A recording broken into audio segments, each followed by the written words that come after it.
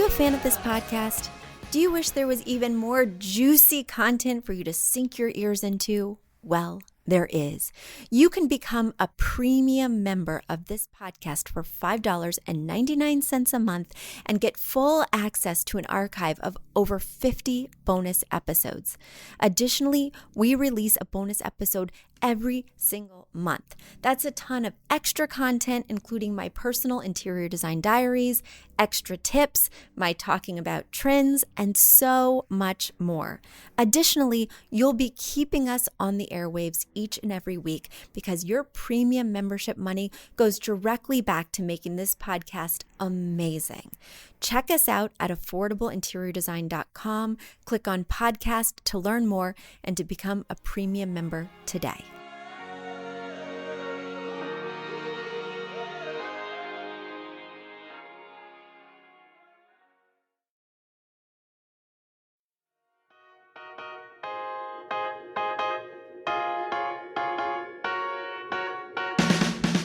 You don't need a high-end designer or a lot of money to get a luxe look. Be your own interior designer. This is Affordable Interior Design, the podcast. Here's your host, Betsy Helmuth. Hello, I am so excited to be sneaking in an episode with you before I head out to the beach because summer is winding down. I'm so sad. I have almost exactly 1 month until the birth of my baby girl, and I'm trying to enjoy as much freedom, liberation, personal time as I can before I go back to newborn time, where you basically have a leash attached to you from your baby, and you have to be within a certain radius at all times for food, for love, for all that fun stuff. So I kind of forgot how to do it. But I'm sure it's like riding a bike that I haven't touched in over 10 years. I'll just hop right back on. Anyway, I hope you guys are well. I hope you are getting to the beach this summer. I hope you're having a great time. My family and I went to Cape Cod for the very first time last week. And we were very excited because, of course, on the East Coast, that's all you hear about is Cape Cod, Cape Cod, Cape Cod. So we stayed at this resort, and I will tell you what. 2 places disappoint me so much when it comes to interior design. The first one is all doctors' offices. Like, what are they thinking? Even the ones that have like the nice, sparkly, newly renovated lobbies oftentimes are such letdowns in the actual patient rooms with really bad art, if there is even art, it's just always very disappointing. My doctor that I go to now twice a week because I'm a geriatric pregnancy. I think I'm beyond geriatric. I'm not sure what the next step is, but I'm that next step, the super, super old pregnancy. So I go a lot. And he has all these like really antique paintings, and I've got nothing wrong with that, right? But even some antique type furniture. However, it's a very modern facility.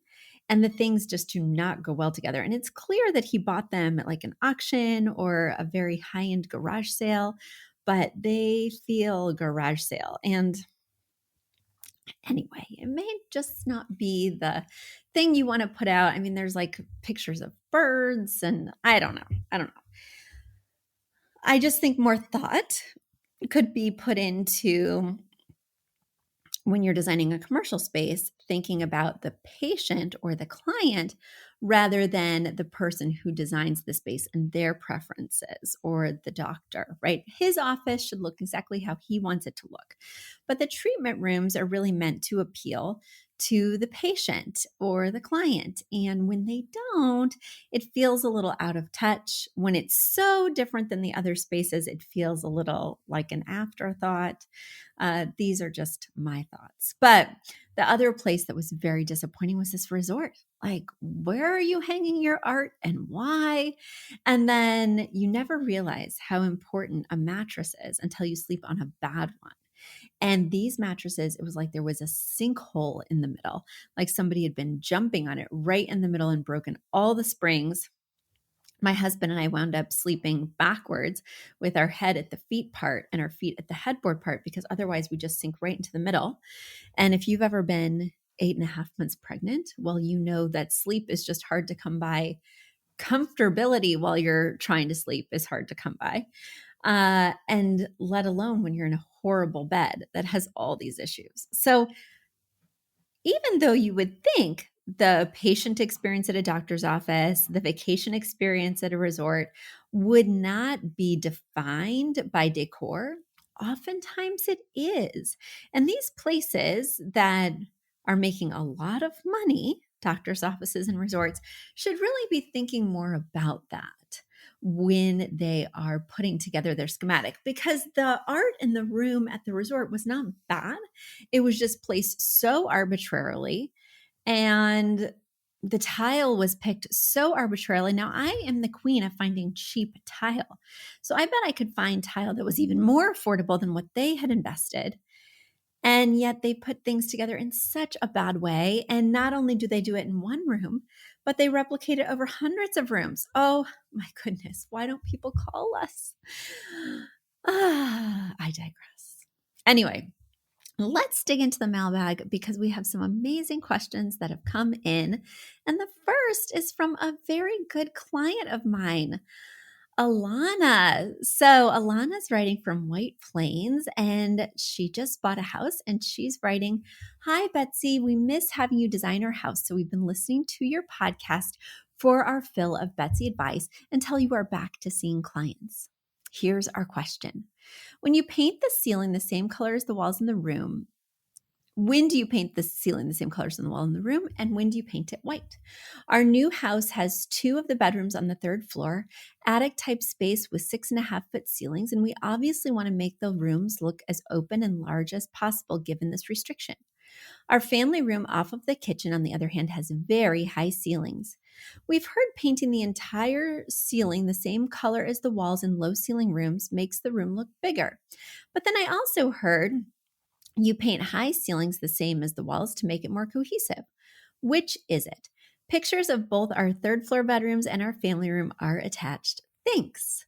Well, guys, so just a little background on Alana. When I was in Dobbs Ferry, they also lived in Dobbs Ferry, and they have the most adorable family, Alana and her husband, and their family would go on walks together, and they have a very large brood with varying age ranges, and I had a shop right on Main Street. And I always looked so forward to them going on their family walks because they would step up and wave in the window, and it was such a nice moment. And I loved designing their previous space, and so now for their new house, it's very exciting. But I'm already phasing out of clients because I'm on maternity leave. Well, I'm not on maternity leave. Give me 1 more month. But I'm not currently taking clients because if they want more work, if they have follow-up questions, I would not be available. So they need to work with somebody who will be available for them, because hopefully I'll take 3 months, but I'm even more optimistic that I'll be able to take 6 months. Let's see how it all plays out. I have an amazing new office manager. Our team is great, so I'm quite optimistic. Let's get to your questions, shall we, Alana? Okay. So first of all, if you want to see her pictures, you'll want to head over to our YouTube channel, which is Affordable Interior Design on YouTube. And I'm checking out these pictures. First of all, the new place looks adorable, filled with character and personality. Second of all, here's the thing. So you have peaked kind of sides of the room that then go up to a ceiling. In my opinion, unless it's like a very tight entryway or a very small powder room, I would not paint the ceilings the same as the walls. Or if you had wallpaper, I would not wallpaper the ceilings the same as the walls unless it's a very small space. In this case, the ceilings are low at 6.5 feet. And typically when I do have those sloped sides in a room, I will paint the sloped sides if there is a clean line of demarcation before it goes straight. So for instance, my old house in Westchester had this same exact situation. And there was a clear demarcation, even with like a picture rail, of where the slope ended and the ceiling began. And the ceiling turned out to be a very narrow rectangular strip. But the previous owners had not painted the slopes, and it actually made the room look much smaller. What I cannot discern from these particular pictures is if there is a clear demarcation between where the slope ends and the ceiling begins so that the paint would be a very clean application. Even if there's not a clear demarcation here, it also appears that there's not a clear demarcation of where the slope begins on the wall below. So you're going to have to make something up. That's the bottom line. Now, here you have such a narrow rectangle of potential ceiling. I mean, maybe it's 4.5 to 5 feet wide. Maybe this is a case where I might do the entire room in the color without the demarcation. Now, of course, I'm not referring to the trim or the doors, which you are going to keep that white color, right? On most trim, people paint a version of white or off-white. But yeah, in this room with the small, low ceilings and the non-demarcated slope, maybe I would do it all one color, but it's not typically something I ever go for. And I don't believe any of those tricks. Like people would say, if you paint a small room a dark color, it'll feel small. If you paint a big room a light color, it'll feel bigger. I mean, all of those are really contingent on other variables as well. So I don't think there's one rule in terms of those things that you could follow every time to get the desired effect. Now let's look at your large family room. This is very exciting. This place looks great, by the way. So here, the two slopes meet in a peak. There is no rectangular plateau at the top. They meet in a rather pointed triangle.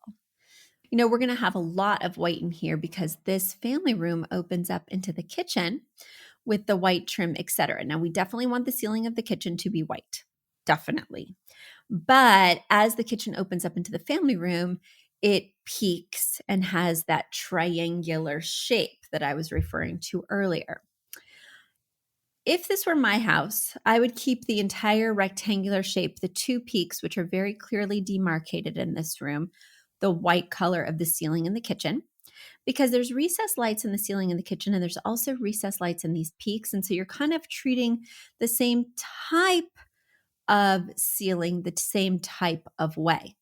And then I would paint the actual walls, the color, the room color that you're going for. So there we go. I think I answered all your questions, Alana. Of course, if more come up, feel free to ask me because this is the only way you can get my design advice until January or maybe even March. Wouldn't it be delicious to take 6 months? Oh, with my other babies, I hardly got 1 or 2 months. So I don't know. It would just be so delicious, so decadent. And now it's time for a quick commercial break. Do you love this podcast? Do you wish you could learn even more? Well, we have an online class bundle. Our online class bundle is comprised of 3 online classes: Beautifying Your Home for Less, Styling Your Home, and the Fundamentals of Feng Shui. Each one of those 3 classes is between 30 and 45 minutes long and chock-filled with visuals and tips, things that will help you to style your own space or help out with other spaces. Additionally, with the pack of 3 classes, you get an autographed copy of my book, Affordable Interior Design. You get all of that for only $99. Once again, that's the 3 online classes as well as the book for only $99. You just go to affordableinteriordesign.com/classes. Once again, affordableinteriordesign.com/classes to buy your bundle today. And if one of those classes sounded intriguing, but maybe you already have my book or some of the other topics are not of interest, you can buy the classes individually at that site as well. Each class is $40. So head over to affordableinteriordesign.com/classes to get your bundle or your online class today. All right, let me move to my next question in the mailbag. The next question comes all the way from Rockwall, Texas. Jennifer's writing in. She writes, "Hi, I love listening to your podcast. You're so talented in getting to the heart of the issues in a room and even addressing things that probably weren't on the writer's radar. I am needing help with my 11-year-old daughter's bedroom. I've always struggled with the layout in this small space. The window is large and off-center. How can I use curtains to balance this window? The doorway opens up into one of my best wall space and closet doors, which take up nearly the entire wall. By the way, the closet runs through both door spaces. I don't really know why they made two separate doors. It makes it difficult to use the space behind that tiny bit of wall. I'd really like to have the doorway redone as bifold doors and put in a good closet system so that she wouldn't even need a dresser. It's not in the budget right now, so maybe you can weigh in on this. The room is 1010 by 1010. I recently bought a 6-cube storage piece to double as a nightstand. However, I do still have her old nightstand.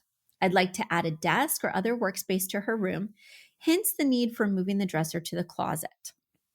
Will vertical furnishings or decor help this room not seem so wall-to-wall furniture? Or should any desk be a color instead of white to help break this up? She's not wanting to make any changes to the space, so I'm compromising by reusing her bird pictures and by turning the hanging bird cage into a mobile with origami cranes. I'm going to put rattan baskets in the bottom 3 cubes as a nod to birds' nests and possibly add a rattan mirror. The bird art and a feather print fabric, colors are mint, aqua, and pink, I plan to make into pillows. These are my inspiration pieces. I'll paint the wall as well. I've attached images of the room from different angles. I truly appreciate your help. Congrats on your upcoming family edition. Both of my children were born in August, so I feel for you with the summer heat at the end of your pregnancy. Well, the good thing, Jennifer, is I was quite concerned. My first summer baby, how's it going to be? It has been really fine. In fact, as you can see, I'm in long sleeve shirt right now. My office does not have air conditioning because it's in the shaded woods, but it still gets, hot. I have long pants on and everything's fine. It's really been kind of chilly out here. When I was in Cape Cod, the weather was horrible and we were wearing, 2 shirts and a hoodie. If anything, I've been a little chilly this pregnancy. Hopefully today at the beach, I'll have a different experience because as somebody who loves the heat, I don't know what's going on here, but I really had a lot of anxiety about, how it was going to be pregnant in the summer. Not bad this summer. So the key here, the takeaway for me at least, is, not to worry about things in advance because you'll deal with them. And in this case, I didn't even have to deal with it. So I don't know what I was so worried about. Anyway, let's get to your questions. So basically, it sounds like you're wondering about the layout. And, if you want to see pictures of Jennifer's room, just go to our YouTube channel. They'll all be posted there. So yes, it is a pretty tight room at 10 feet, 10 inches by 10 feet, 10 inches. And in terms of the closet, I hate it when they do that. When they put those 2 closets side by side. I had the same thing in my old house, and it goes all the way through, and it is so hard to use that space behind the slim piece of wall dividing the 2 doors. You may want to consider in this case, instead of bifolds, you may want to consider some kind of farm door or something. But if you do that sliding door, well, I do like a sliding door. I like it better than a bifold. Bifolds come off the track so easily. I see a ton of problems with them. So I prefer the sliding door side to side. If you did a barn door, you'd have to leave that wall next to the closet empty for it to go into unless, anyway, we won't get into that. So do sliding doors that open one side or the other. But I don't love a bifold. Just think about that. I do think in any room, you need to go vertical. The reason is because you want pieces around the room to undulate high and low and high and low. And if everything's at this 3-foot height, whether it's the 6 cubby bookcase or the twin bed, then it starts to look really boring and plain and predictable. And also in a room like this, you're just not maximizing its potential. So I would definitely consider using the verticality. And I also would not be afraid to block the window. She does have a beautiful big window, and I can see you're partially blocking it with the bed, which is fine by me, but I also would not be afraid to partially block it with some furniture. Now, when I'm creating a layout for a room, as you know, it's not anything that I ever do on the podcast because I like to try every possible option. But I take the main piece of furniture in the room, which in this case would be that twin bed, and I would try every possible option. I'm not convinced that her bed is in the right placement. And once you do find the right placement for this bed, I think the rest of the pieces will make more sense and fall into place and show you where you can go vertical versus where you can go low. I know she doesn't want to make any changes, but the other thing you could consider in this space, let's see, how old was she? Did you reveal? 11. My daughter's almost 11 as well. One's going to be 11 and one's going to be 11 minutes old. What do we think about that? Anyway, so with 11, a lot of times they are resistant to change. She might be going into middle school. She might be facing a lot of just intrinsic change and may not want her room to feel different. But something that you may want to consider is a loft bed, where then you could use the verticality and have her bed up high and have a lot of functionality down low. That's another idea. And it could be something really cool that she would either love and get super excited by or immediately shut down. My daughter really wanted a bunk bed, clamoring for a bunk bed. I got her a low loft bed when she was young, and then we got her a real lofted bed when she was older. And turns out she didn't really like either of them. So now she's back in just a standard bed and she's happy as a little clam and hasn't ever mentioned a bunk bed since. But I have clients whose tweens and teens are obsessed with bunk beds. So it's something to think about. I feel like you had another question. The one thing that's really bothering me here, which you did not ask about as I reperuse this, is that a word, reperuse? The one thing that's really bothering me is this valance on top of the window. So you have just kind of this piece of fabric that's spanning the top of the window. And not only is it encroaching on a lot of the window space, it's eating up a ton of the natural light. And it's just not doing anything for the room. I would be more inclined to put panels on each side that could possibly make the window look wider. And when you hang it higher than the window, it'll also make the ceilings feel a little bit taller. So it'll kind of visually expand the room in some ways. So those are two big changes that I would make: losing the valance, adding the drapes, to add a lot of visual bang for your buck. And don't worry that it's off center. Like, life happens. The other thing that you can do to make a space feel less claustrophobic in terms of like just pushing all the furniture against the wall is to do something on a diagonal, whether it's a fun chair or, a corner bookcase. Something on a diagonal can help to break up all the just pushed furniture against walls if you can't truly float something in the middle of the room, as you probably shouldn't with this smaller room. So think about that, but first start with that layout evaluation. Ask your daughter if she'd be open to some kind of loft bed. See if it's within your budget. If she says no, that's fine, but do reevaluate the placement of this bed and don't be hesitant to block a window, guys. It's okay, especially in small rooms where every inch matters. Well, guys, I hope you send in your questions. I hope you share your thoughts and feelings with me. Send them in. All you have to do is go to affordableinteriordesign.com/podcast. Once again, that's affordableinteriordesign.com/podcast. There you'll see a form to fill out, to share your question with me, share your pictures, and you'll want to do this all before mid-September, because mid-September, I'm going on my maternity leave. And I will not be reaching back into the mailbag until January.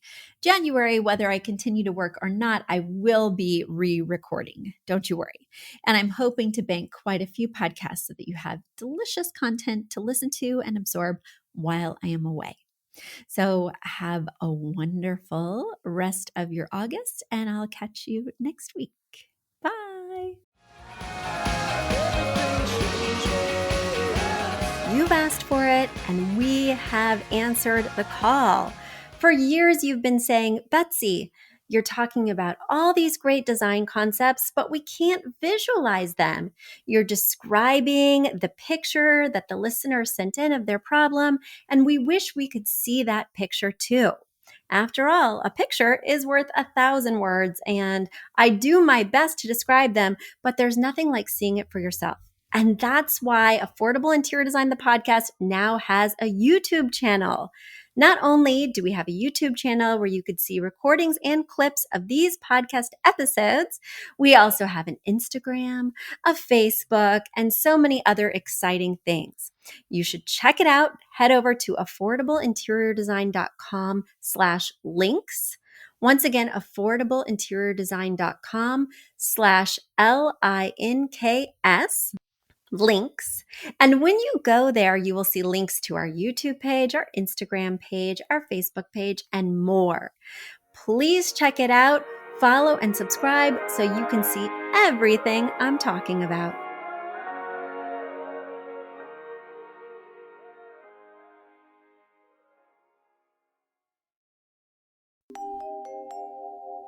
A big thank you to our amazing producer, Katherine Heller, to Aton and the MVCR House Band, and to Affordable Interior Design, the sponsor of this podcast and the premier place to get an amazing look on a budget.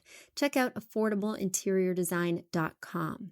If you guys love the show, the very best way to support us is by spreading the word. Tell your friends or write us an awesome review on iTunes. So until next week, guys, thanks so much for joining us, and I'll talk to you soon. Bye.